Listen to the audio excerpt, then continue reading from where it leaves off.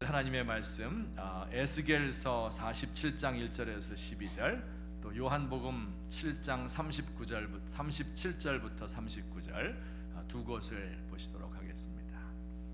구약성경 1226면입니다.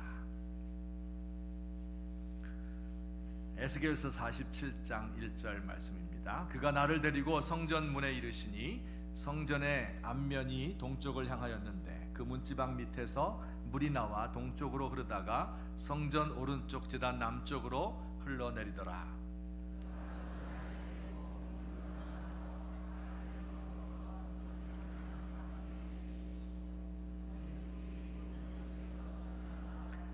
그 사람이 손에 줄을 잡고 동쪽으로 나아가며 천척을 측량한 후에 내게 그 물을 건너게 하시니 물이 발목에 오르더니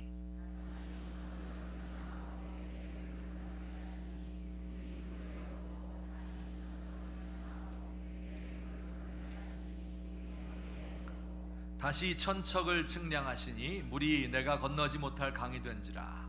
그 물이 가득하여 헤엄칠 만한 물이요 사람이 능히 건너지 못할 강이더라.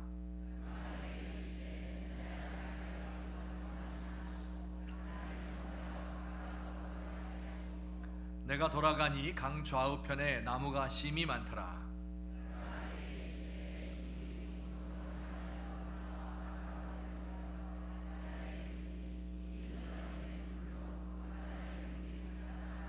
이 강물이 흐르는 곳마다 번성하는 모든 생물이 살고 또 고기가 심이 많으리니 이 물이 흘러 들어가므로 바닷물이 되살아나겠고 이 강이 이르는 각처에 모든 것이 살 것이며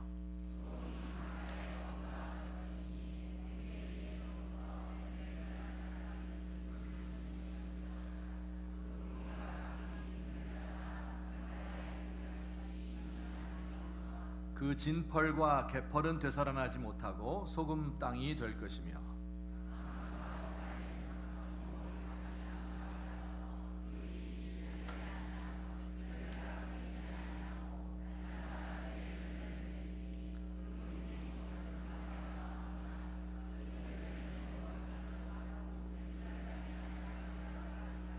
아멘. 요한복음 7장 37절부터 39절입니다. 신약성경 156면입니다. 우리 다 같이 한 목소리로 읽도록 하겠습니다. 명절 끝날 곧 큰 날에 예수께서 서서 외쳐 이르시되 누구든지 목마르거든 내게로 와서 마시라. 나를 믿는 자는 성경의 이름과 같이 그 배에서 생수의 강이 흘러나오리라 하시니 이는 그를 믿는 자들이 받을 성령을 가리켜 말씀하신 것이라.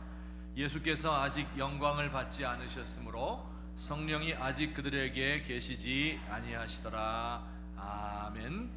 오늘의 요절 말씀 요한복음 7장 37절과 38절을 다시 한번 읽어보겠습니다. 오늘 이 말씀은 조금 해석하기 어려운 부분이 있기 때문에 제 설명을 우선 조금 들으시기 바랍니다.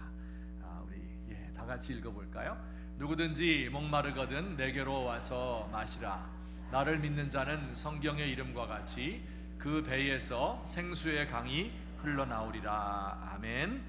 그런데 이 말씀을 좀 더 정확하게 번역을 하면 다음과 같이 읽을 수 있습니다. 우리 두 번째 밑에 있는 것을 또 읽겠습니다. 시작. 누구든지 목마른 자는 내게로 오라. 나를 믿는 사람은 마셔라. 성경은 그의 배에서 생수의 강이 흘러나오리라고 말씀하셨다. 이렇게 두 번역의 차이가 무엇인지 좀 아시겠습니까? 이 생수의 강이 흐르는 것은 똑같은데 어디에서 흘러나오는가 하는데 차이가 있습니다. 앞에 것은 어디서 흘러나와요? 예수님을 믿는 사람의 배에서부터 생수의 강이 흘러나온다, 그런 뜻이고요. 두 번째 번역에 따르면 어디에서 나와요? 예수님의 배에서부터 생수가 흘러나온다, 이렇게 되어 있습니다. 물론 우리의 뱃속에서도 마르지 않는 생수의 샘이 있는 것은 맞습니다. 하지만 생수의 강물이 흐르는 것은 예수님에게서부터 출발하는 거죠. 예수님의 뱃속에서 나오는 거죠. 우리는 그 강물을 통해서 생명을 얻고 우리의 몸을 그 강물 속에서 헤엄칠 수가 있을 뿐입니다. 우리 예수님께서 십자가 위에서 7마디 말씀하셨는데 그 중에 한 마디가 이런 말씀이 있죠. 내가 목마르다 이렇게 말씀한 것 기억하시죠? 그리고 십자가에서 죽으실 때 이런 일이 또 일어났습니다. 요한복음 19장 34절 다 같이 읽습니다.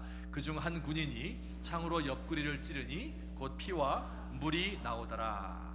우리의 메시아이신 예수님 목말라 죽으셨잖아요. 그런데 그분을 창으로 찌르니까, 군병이 창으로 찌르니까 피만 나온 것이 아니라 뭣도 나왔어요? 물도 흘러나왔습니다. 그 물이, 예수님에게서 흘러나온 물이 강물이 되어서 우리를 살리고 있는 것입니다. 이게 무슨 뜻일까? 예수님의 몸에서 강물이 흐른다 하는 말이 무슨 뜻일까요? 이것을 해석하기를 39절 말씀에서는 이렇게 말씀했습니다. 다 같이, 이는 그를 믿는 자들이 받을 성령을 가리켜 말씀하신 것이라. 그러니까 이런 뜻이죠. 예수님께서 십자가에 죽으실 때 그의 몸에서 물이 흘러나왔는데 그 물이 강물이 된다. 그런데 그 강물은 바로 성령을 가리키는 것이다. 예수님이 십자가에서 죽으시고 부활하신 후에 우리에게 주시는 그 성령님이 마치 강물과 같이 예수님의 몸에서 흘러나올 것이다. 이렇게 우리 예수님께서 요한복음 7장에서 말씀하고 계신 겁니다. 자, 성령이 강물과 같다 하는 말이 무슨 뜻일까요? 왜 성령을 강물에 비유했을까 하는 것이 오늘 설교의 주제입니다. 이것을 알기 위해서는 강물이 무엇인지를 알아야 되겠죠. 그 성경의 다른 곳을 봐야 돼요. 성경에서 메시아의 배에서 생수의 강이 흘러날 것이다 이렇게 예언했다고 하는데 그 성경이 어디일까요? 그게 바로 에스겔서 47장, 우리가 좀 전에 읽은 말씀입니다. 이 말씀을 잘 읽어보면 성령을 왜 강물에 비유했는지를 알게 됩니다. 오늘 에스겔 47장 말씀을 통해서 예수님에게서 나오는 성령의 강물이 어떤 특징을 가지고 있는지 하는 것을 한 3가지 정도로 나누어서 살펴보기를 원합니다. 우선 첫째, 우리 다 같이 시작. 성령의 강물은 죽음이 지배하는 어떤 곳에도 생명을 준다. 그래서 강물이라고 이야기했어요. 에스겔 47장의 말씀을 요약하면 이렇습니다. 예루살렘에 있는 성전의 동문에서 물이 흘러나오기 시작합니다. 물이 스며 나오는 것이죠. 그런데 그 물이 크고 깊은 강이 되어서 예루살렘 동쪽에 있는 사막을 지나서 사해로 흘러 들어갔습니다. 그러자 그 물이 흘러가는 그 강가에는 과실나무가 자라고 또 사해에는 물고기가 뛰놀게 되었다. 이런 말씀이 성경에 있어요. 이걸 좀 우리가 지도를 보면서 제가 상세히 설명을 드리도록 하겠습니다. 이 이스라엘 남쪽 지도인데요. 예루살렘이 여기에 있는 성입니다. 그리고 사해 바다가 한 25km 정도 떨어진 곳에 이렇게 남북으로 길게 펼쳐진 바다가 있습니다. 그런데 이 예루살렘은요, 지형적으로 해발 고도 800m에 위치해 있어요. 여기가 지중해죠. 이 바다 수면에서부터 800m 되는 높은 곳에 건설된 도시입니다. 그런데 이 사해의 특징은요, 해발 고도가 마이너스 418m예요. 전 지구상에서 가장 낮은 땅입니다. 이 지중해보다 418m를 더 내려가야 되는 거예요. 그러니까 이 예루살렘에서부터 사해까지 가려면은 약 1200m 정도 계속해서 내리막길로 가야만 됩니다. 그런데 예루살렘부터 사해에 이르는 이 광대한 지역은요, 사막 지역입니다. 우리 그림을 보여주시면 이렇게 돼 있어요. 사막 지역. 지금 이스라엘이 너무 잘 사는 나라잖아요. 그래서 사방에서 물을 파내서 관계 시설을 잘 했는데도 불구하고 이 사막 지역은 물이 나지 않는 곳입니다. 사해 쪽으로 갈수록 더 그 골이 깊어져서 다음 그림을 보여주시면 저게 이제 유명한 엔게디라고 하는 그 계곡입니다. 풀 한 폭이 나지 않는 황량한 곳이지요. 자, 이와 같은 광야로 물이 흘러가는 것입니다. 그러자 이 광야가 어떻게 변화되었을까요? 에스겔 47장 7절에 보면 우리 다 같이 시작. 강 좌우편에 심이 많은 나무들이 생기게 되었는데 그곳에 과실 나무들이 자라났습니다. 잎이 청청하고 그 열매를 많이 맺는 과실 나무가 무성하게 자라나는 곳이 되었습니다. 자, 뿐만 아니라 그 강물이 어디로 흘러 들어갑니까? 사해 바다로 흘러 들어가죠. 사해는 어떤 곳일까요? 우리말로 사해라고 부르고 죽음의 바다 그런 뜻이에요. 영어로는 Dead Sea, 죽은 바다 그런 뜻입니다. 성경에서는 소금 바다 혹은 염해라고 묘사되어 있어요. 왜 이 바다가 죽음의 바다일까요? 소금의 농도가 너무 높은 거예요. 소금의 농도가 일반 바닷물의 10배 정도 됩니다. 이 사해 주변에는요, 사해가 원래 굉장히 아름다운 바다예요. 바다 색깔은 정말 아름다운데 소금으로 된 암석들이 널려 있어요. 그림을 보여주시면 이렇게 이 소금으로 된 암석들이 널려 있는 것을 볼 수가 있어요. 그리고 그 농도가 높기 때문에 물에 둥둥 뜹니다. 사람이 헤엄칠 필요 없이 물에 떠서 저렇게 책을 읽을 수도 있는 참 특이한 바다입니다. 지금은 이제 사해가 아름답기도 하고 또 그 소금뿐만 아니라 이제 각종 미네랄을 함유하고 있어서 피부 미용에 좋대요. 그 소금이요. 그래서 사해에 가면요, 이 제가 사해에 가서 사온 소금인데요, 이 소금 한 봉지, 소금 이게 뭐 온갖 피부병에 다 좋다는 겁니다. 무좀 다 낫고요. 또 심지어는 이거를 머리에 바르면 머리털도 난대요. 그래서 제가 이거 몇 개 사왔는데 안 들어요. 이거 아니더라고요. 아껴 써서 조금 남았습니다. 그리고 요거는 이제 그 사해에서 파는 이 머드팩이에요. 진흙. 이것을 얼굴에 바르면 기미, 주근깨, 잡티, 뭐 검버섯 다 없어진다는 아주 이 피부에 좋은 거예요. 여성들이 아주 좋아해서 그래서 사해로 휴양을 많이 가곤 합니다. 그런데 이 사해는요, 지금에 와서는 이렇게 미네랄이 많은 이러한 좋은 물이다 이렇게 알려졌지만 특징이 물고기가 살지 않습니다.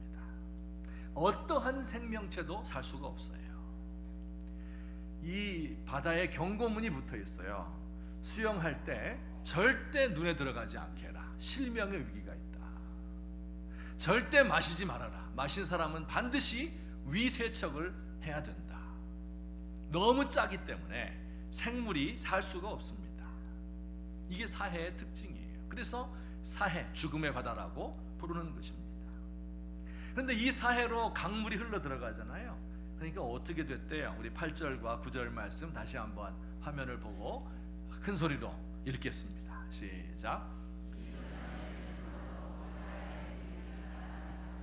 이 강물이 이르는 곳마다 번성하는 모든 생물이 살고 또 고기가 심이 많으리니 이 물이 흘러 들어가므로 바닷물이 되살아나겠고 이 강이 이르는 각처에 모든 것이 살 것이며 그 바다의 물이 어떻게 돼요? 살아난다는 거예요. 죽음의 바다가 생명의 바다가 된다는 거예요. 생물이 살고 각종 물고기가 많아집니다. 강이 다다르는 모든 곳에 생명이 소생합니다. 유대 광야로 사막으로 강물이 흐르면 사막이 살아나고 생물이 살 수 없는 죽음의 바다로 강물이 들어가면 바다가 살아납니다. 이것이 강물의 특징이에요.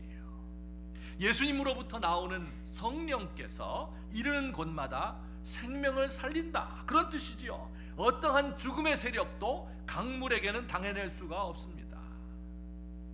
제가 사람들을 만나다 보니까 어떤 사람은 사막과 같은 사람이 있어요. 메마른 사람이죠. 완전히 메마른 사람이죠. 아마 어렸을 적에 상처를 많이 받았는지 아니면 살기가 너무 어려워서 그런지 세상의 어떤 것과도 단절하고 사람들의 말을 듣지 않고 의미 없는 삶을 사는 메마른 사람들이 있습니다.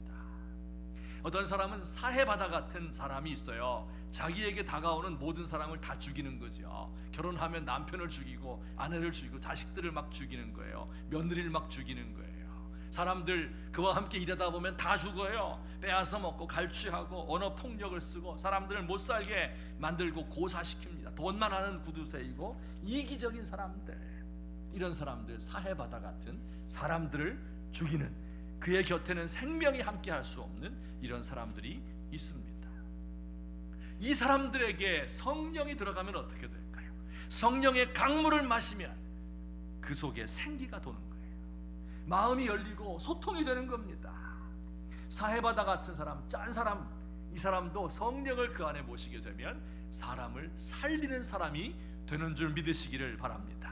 여러분, 어렸을 적에, 젊었을 적에 꿈이 있었잖아요. 그 꿈을 다 잃어버린 거예요. 하루하루 살아가는 것이 너무 힘들어요. 절망적이에요. 이전에 내가 꿈꾸었던 이런 삶을 살 수 없을 것 같은 이런 사람들, 그래서 탄식하며 절규하며 절망 가운데 있는 사람들 가운데 성령의 강물이 들어가게 되면 다시 꿈을 꿀 수 있는 사람으로 바뀌게 되는 것입니다. 어떤 가정은 사막과 같은 가정이 있어요. 부부 사이에, 자녀와 사이에 관계가 깨어져서 서로를 이해하지 못하고 아무리 애를 써도 과거에 사랑했던 시절로 돌아갈 수 없는 이러한 가정이 있습니다. 이곳에도 사랑의 강물이 흘러 들어가면 다시 웃음꽃이 피어나고 사랑의 관계가 회복되게 됩니다. 어떠한 직장은 정의가 없고 은혜도 없는 곳도 있어요. 억압과 폭력만 난무해서 구성원들을 절망시키고 고사시키는 사회와 같은 사람, 조직 문화, 기업 문화, 이런 것이 있어요.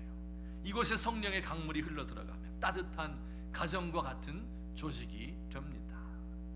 때로 생각해 보면 우리의 사회가 죽음이 지배하는 사회, 죽음의 기운이 감도는 사회입니다. 아이를 낳습니까? 낳지 못합니다. 수많은 청소년들이 절망 가운데 스스로 목숨을 끊습니다. 젊은이들이 좀비와 같이 떠도는 세상입니다.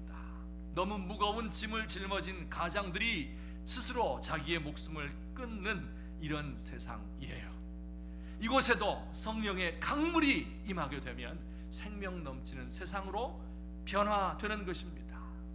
여러분, 죽음의 세력이 이 강물을 막아서지요. 하지만 이 도도히 흐르는 강물을 어떻게 막을 수 있습니까?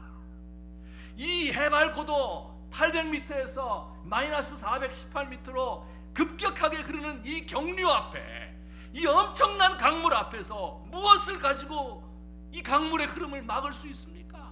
성령의 흐름을 막을 수가 없어요. 사람이 막을 수가 없고 제도가 막을 수 없는 것입니다. 먼저는 우리 안에 이와 같은 변화가 있기를 예수님의 이름으로 축원합니다. 우리 가운데 사막과 같은 마음, 광야와 같은 마음, 사해와 같은 이런 세력들, 이런 것들이 성령의 강물을 마심으로 새로운 생기를 얻을 수 있게 되기를 주의 이름으로 축원합니다. 내 안에 있는 생명의 물이 고여있는 것이 아니라 이것이 나를 흘러넘쳐서 죽음의 기운이 감도는 우리의 가정으로, 우리의 사회 속으로 뛰어들어가서, 그래서 그곳에 다시 한번 성령의 강물이 흐르게 되는 놀라운 역사가 우리를 통해서 일어나게 되기를 우리 주님의 이름으로 축원합니다. 이 첫 번째 이유예요. 두 번째, 성령의 강물. 왜 성령을 강물에 비유했을까요? 다 같이 시작. 성령의 강물은 어때요? 다양한 생명의 기쁨을 준다. 무슨 뜻일까요? 어떤 성도님들은 이렇게 생각하시는 것 같아요. 믿지 않는 사람들도 그러고요. 예수를 믿는 것은 참 재미없고 지루한 인생이 될 것 같다. 안 해야 되는 게 너무 많잖아요. 근데 그게 다 재밌는 것들이거든요. 여러분, 이렇게 더운 여름날에 냉장고에 시원하게 얼려놓은 맥주 한 캔 다 꺼내가지고 이걸 마시면서 야구 경기 보는 재미를 아시나요? 아시는 것 같아요. 가만히 보니까 일요일이 되면 말이에요, 예배 빼먹고 가족과 함께 야외에 놀러가서 시원한 그늘에 발 담그고 앉아서 고기 구워 먹고 수박 깨먹는 재미를 아십니까? 짜릿한 도박도 즐겨보고 마누라 외에 애인도 젊은 여자도 한두 명 안아보고 권세와 명예도 누려보고 내 마음대로 인생을 호령하며 살아보는 거 얼마나 재밌어요. 그래서 저도 가끔 생각을 해요. 야, 진짜 좋은 거는 젊었을 때 할 일 다 해보고 죄 다 져보고 세상의 것 다 누려보고 한 50대 가지고 예수 믿어서 야 그럼 좋겠다. 뭐냐면 이 다 헛된 거잖아요. 그걸 알잖아요. 그러니까 그 다시 그리워할 필요도 없고. 근데 이제 저처럼 어렸을 때부터 이렇게 범생이로 자라고 이렇게 되면 그런 거 안 해봤으니까 야 그거 한번 해보고 싶다 이런 마음이 들 것 같습니다. 할렐루야.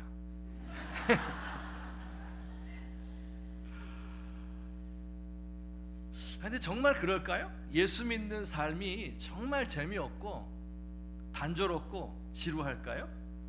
그 성경은 그렇게 말하지 않아요.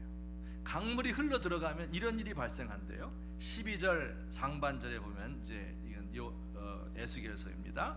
다 같이 시작. 강 좌우가에는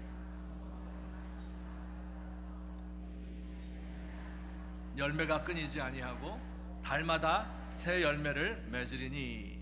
아멘. 그 나무들이 많이 있고 울창하게 우겨졌는데 그 나무들이 전부 어떤 나무예요? 과실나무예요. 근데 과실의 종류가 하나만 있는 것이 아니라 그 종류가 여러 가지예요. 달마다 새로운 과실이 열려요. 단 과실도 있고 신 과실도 있고 떫은 것도 있고 온갖 종류의 과실들이 다 열리는 그러한 강변이 됩니다. 또 강물이 사해로 흘러 들어가면 어떤 변화가 일어납니까? 9절과 10절 말씀 또 읽겠습니다. 시작. 이 강물이 이르는 곳마다 번성하는 모든 생물이 살고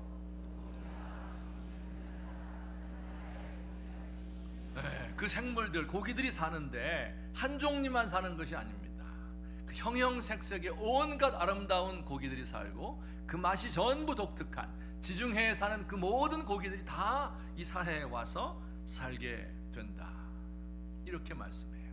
단조롭고 지루한 것이 아니라 사람에게 나타나는 그 생명의 기쁨이 이렇게 여러 가지로 나타난다 하는 것을 보여주고 있습니다.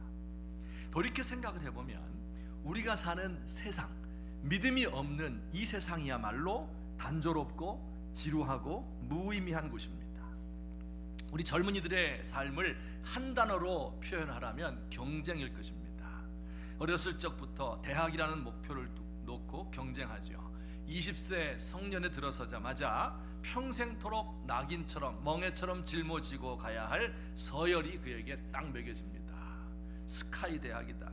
스카이가 맞냐 서연고가 맞냐 이거 가지고 싸우죠. 그 다음에 인서울, 그 다음에 서울 소재 대학 지방 캠퍼스, 그 다음에 지방대학, 고졸 이런 순으로 쫙 분류가 되는 거예요.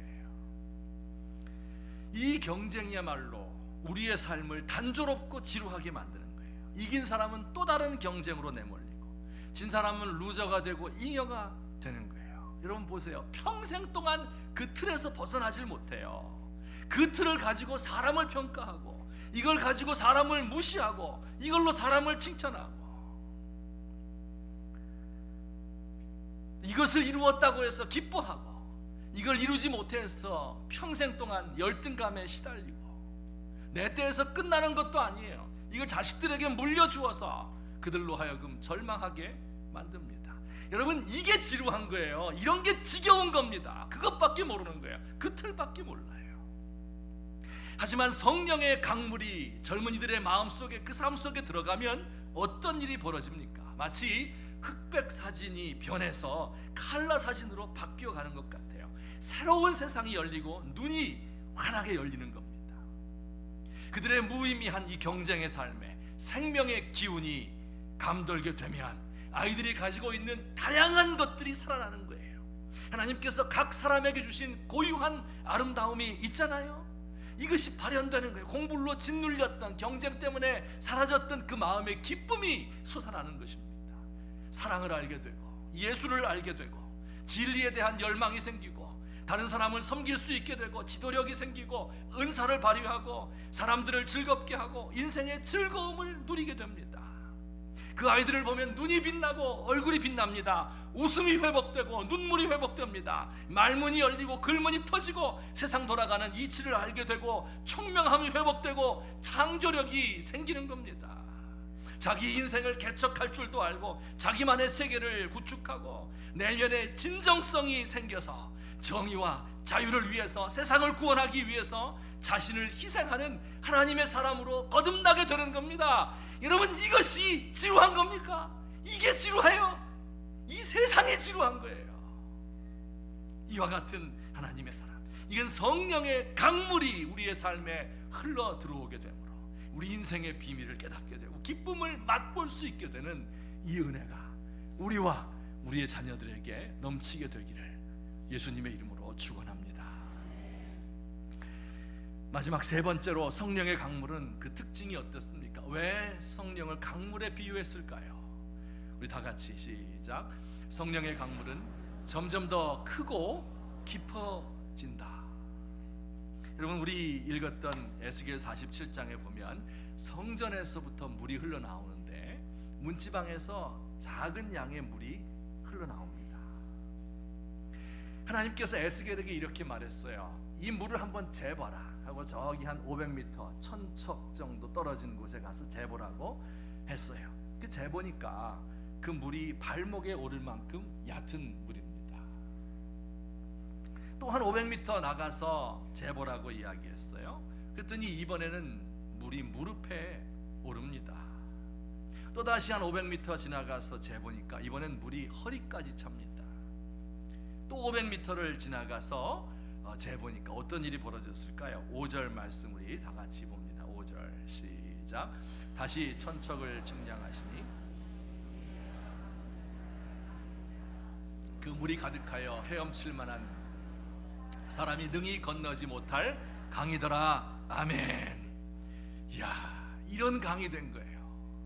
참 기적적이죠. 일반적으로 산들에 비가 오게 되면 이 물이 모여서 큰 물이 되고 하류로 가지 않습니까?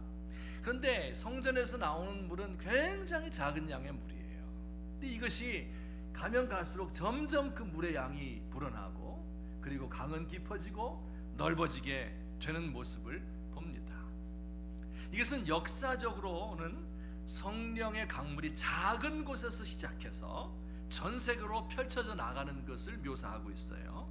예수님의 옆구리에서부터 나온 이 작은 시내가 제자들의 공동체로 흘러가고 이것이 예루살렘과 유대로 퍼지고 터키와 그리스로 넘어가고 온 로마 제국을 변화시키고 마침내는 동양에까지 복음이 전파되었습니다.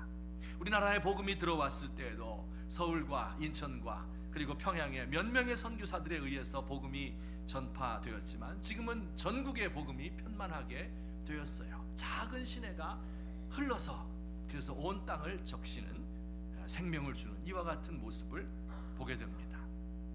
또한 이것은요, 역사적으로뿐 아니라 개인적으로도 성령의 강물이 점차 불어가고 그 축복은 커져가는 것을 의미합니다.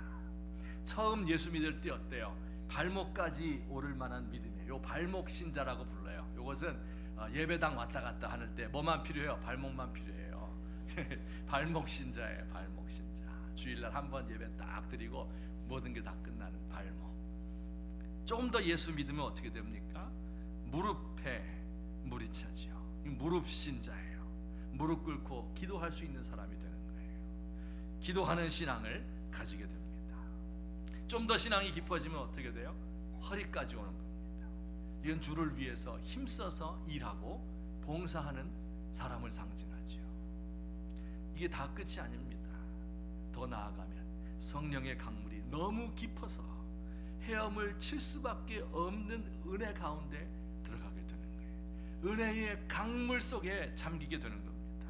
하나님의 은혜에 나의 삶을 맡기고 나의 것이 하나님의 것이고 하나님의 것이 내 것이고 내가 예수님 안에 있고 나는 예수님은 내 안에 계시고 먹든지 마시든지 주를 위한 삶이 되고 늘 기도할 때마다 우리 주님과 함께 붙어있고 그 안에서 자기를 발견하는 이와 같은 사람, 세상과 나는 간 곳 없고 구속한 주만 보이는 이와 같은 삶을 우리가 살게 되는 것입니다.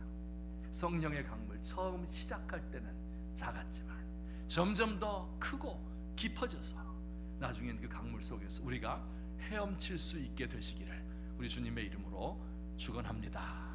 자, 결론적으로 말씀드립니다. 자, 오늘 제가 세 가지 특징을 말씀드렸는데요. 성령을 강물에 비유한 세 가지 의미인데 이 말씀이 여러분의 마음에 와서 닿습니까? 정말 그렇다, 그렇게 느껴지십니까? 저는 그게 잘 안 느껴지더라고요. 이 죽음이 지배하는 어떤 곳에도 생명을 줄 수 있다. 광야와 같은 사람, 사해와 같은 곳에도 복음이 들어가기만 하면 그것이 변화된다. 정말 변화됩니까? 이런 질문이. 다양한 생명의 기쁨을 준다고 했는데 정말 생명의 기쁨을 우리가 누리고 있습니까? 처음에 작은 데서 출발했는데 점점 커지고 깊어진다고 이야기하지 않았어요? 그런데 왜 우리의 신앙은 날마다 그 모양이고 우리 조국의 기독교는 점점 커지고 깊어지는 것이 아니라 점점 얕아지고 점점 쪼그라들고 초라해져 가는 것입니까? 이런 질문이 들었어요. 이것이 저를 일주일 동안 괴롭게 만들고 어제 밤 늦게까지도 이 해답이 무엇일까? 성경의 가르침이 틀린 것일까? 이것은 도대체 우리에게는 해당되지 않는 것일까? 내가 무엇을 잘못한 것일까? 우리 조국교회가 왜 이렇게 됐을까? 하는 이런 아픔을 일주일 내내 가지고 슬퍼하며 눈물을 흘렸습니다. 우리의 경험과 맞지 않는 거예요. 죽음이 지배하는 사람과 이 사회를 변화시키지 못해 다양한 생명의 기쁨이 없어요. 점점 커지고 깊어지기는커녕 점점 쪼그라드는 만년 발목 신자밖에 없는 것이 아닌가, 이런 생각을 하며 도대체 그 이유가 무엇일까? 하나님 답을 가르쳐 주세요 하다가 오늘 이 말씀을 만났습니다. 우리 7장 37절과 38절을 다시 한번 읽겠습니다. 다 같이 시작.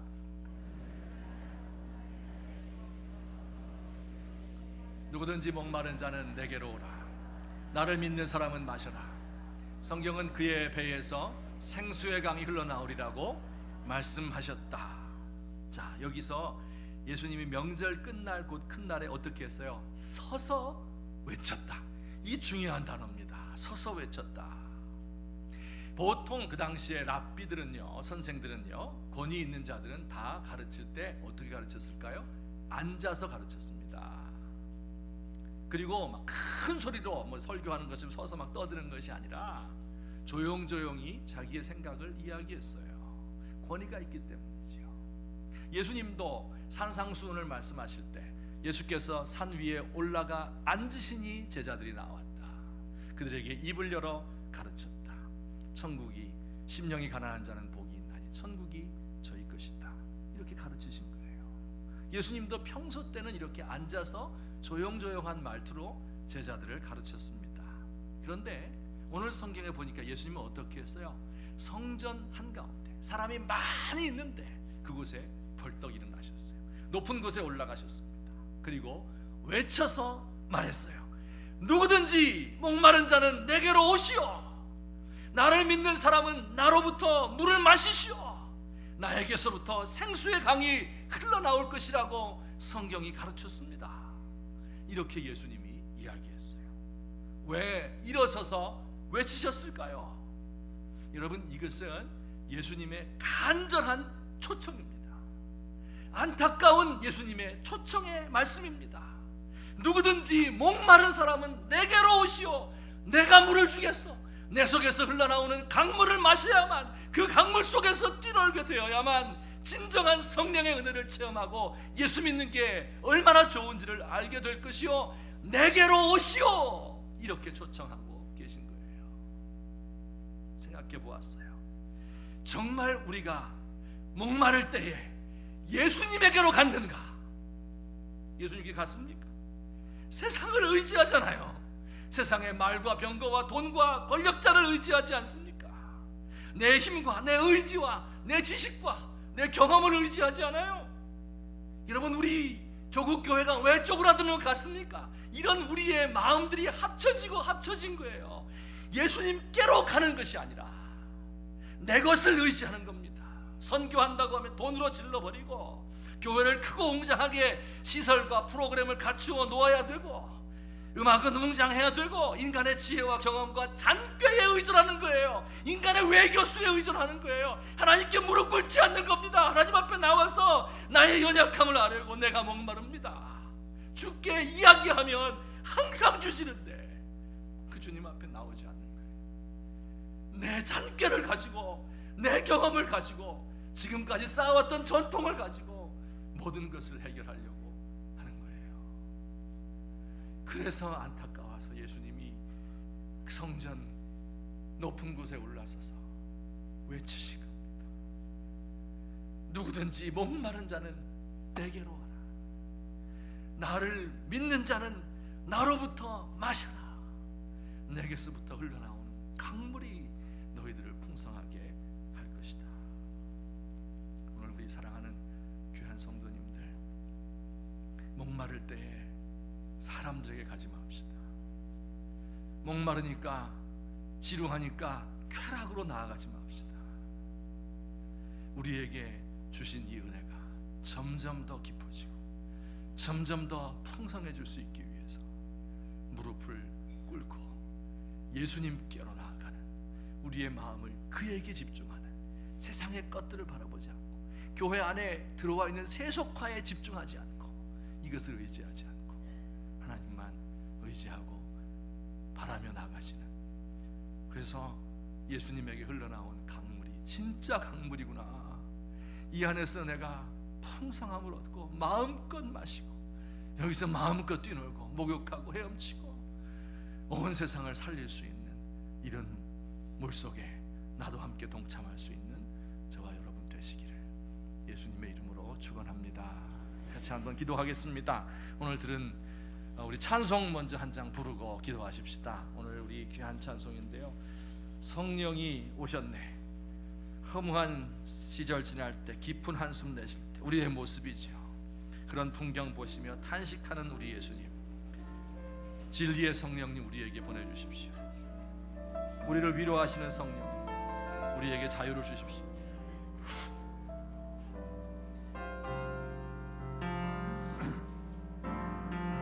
허무한 시절 지날 때, 깊은 한숨 내쉴 때, 그런 풍경 보시며 탄식하는 분인데,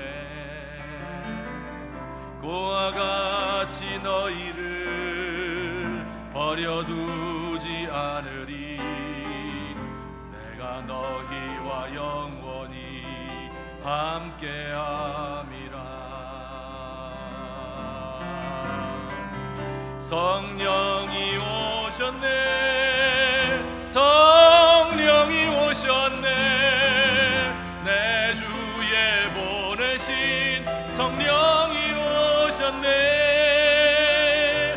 우리 인생 가운데 친히 찾아오셔서 그 나라 꿈꾸게 하시네. 억눌린 자가 진자, 자유함이 없는 자, 피란처가 되시며 성령님 계시네. 주의 영이 계신 곳에 참 자유가 있다네. 진리의 영이신 성령이 오셨네.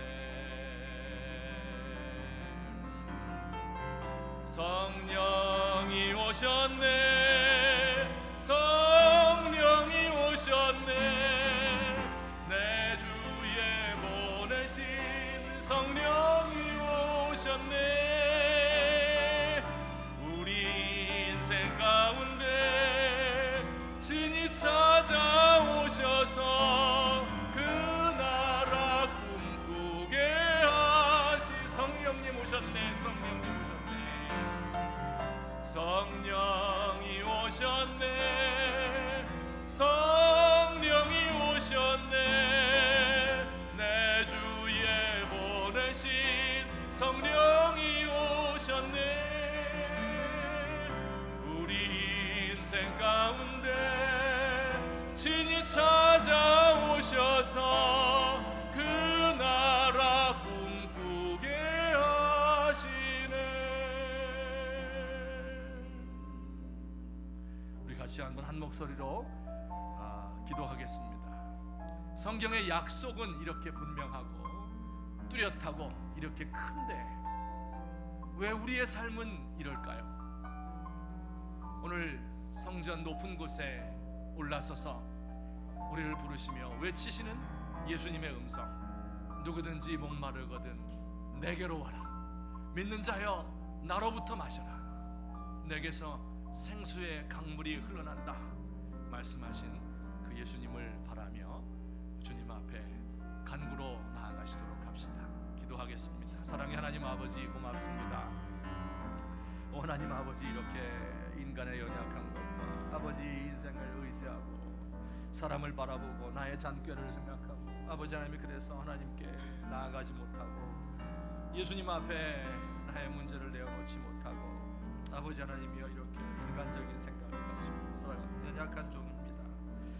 아버지여 불쌍히 여겨 주옵소서. 아버지여 긍휼을 베풀어 주옵소서. 아버지 하나님께서 약속하신 강물과 같은 성령, 아버지 이것이 내 삶 속에 아버지여 발목에 차고 무릎에 차고 허리에 오르고 건너지 못할 강이 되어서 헤엄쳐서야만 건너야 되는 이 물속에 하나님을 만나고 그 안에서 살며 참된 행복을 누리며 그리고 말씀 가운데 거할 수 있는 제가 되도록 하나님 도와주옵소서.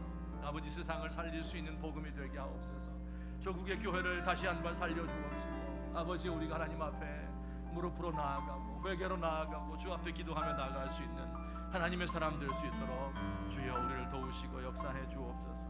아버지 이 강물이 닿는 곳마다 생명이 살아나는 역사가 있게 하시고 우리의 사막과 같고 우리의 광야와 같고 우리의 사해와도 같은 마음속에 주님의 생명 강이 흘러 넘칠 수 있도록 주여 역사해 주옵소서.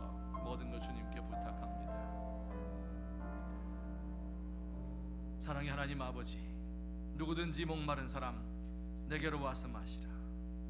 나를 믿는 자 성경에 예수님 배에서 흘러나오는 생수의 강으로 만족함을 얻으리라 약속하신 그 말씀을 오늘도 기억하며 성전 높은 곳에 우뚝 서서 간곡한 마음으로 외치시는 우리 주님의 마음을 기억하며 예수님께 나아갈 수 있는 주님의 귀한 사람들 되도록 도와주시옵소서.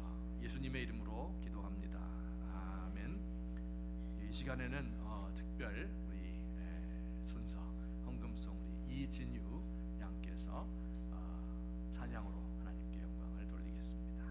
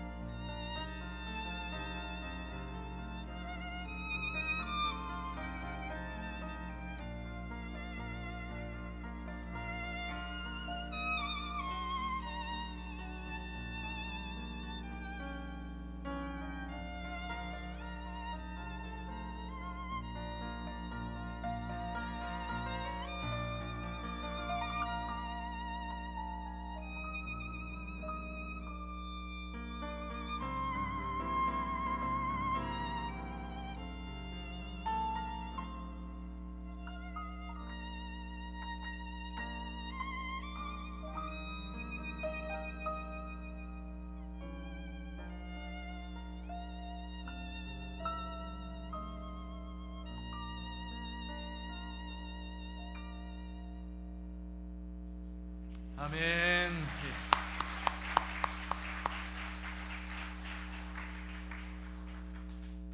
사랑과 자비가 많으신 하나님, 우리 하나님께서 우리에게 약속하신 평화를 얻으려고 주 앞으로 나아갈 때 주 예수님 우리에게 평화를 주십니다.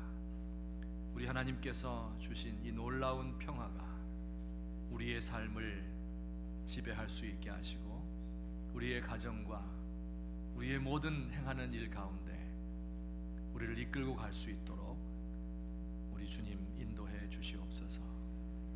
오늘 이 시간도 주님 앞에 나와서 예배하며 귀한 예물을 주님 앞에 바쳤습니다.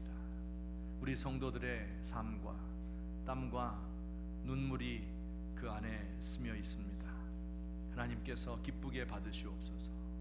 우리의 손으로 하는 모든 일에 하나님께서 복을 허락해 주옵시고 열매가 있도록 하옵시며 우리의 가정들이 주 안에서 평안하게 하시고 행하는 모든 사업과 직장에서의 일을 통하여서 우리 가정과 또 주변에 있는 사람들이 더불어 복을 누릴 수 있도록 주여 인도해 주시옵소서.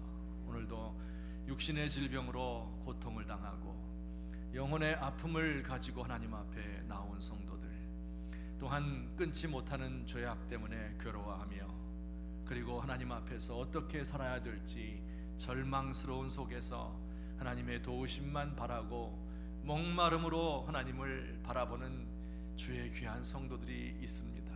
우리 주님께서 당신의 몸에서 흘러나오는 피와 물로 우리를 씻으시고 우리를 깨끗게 하시고 죄악을 사하시고 강물이 되어서 그래서 성령의 은혜가 우리에게 넘치게 하겠다고 약속하셨사오니 오늘 이 시간 세상을 바라보지 않고 예수님의 약속을 믿고 의지하며 주님만 바라보는 주님의 사랑하는 귀한 성도들에게 이 약속을 이루어 주시옵소서.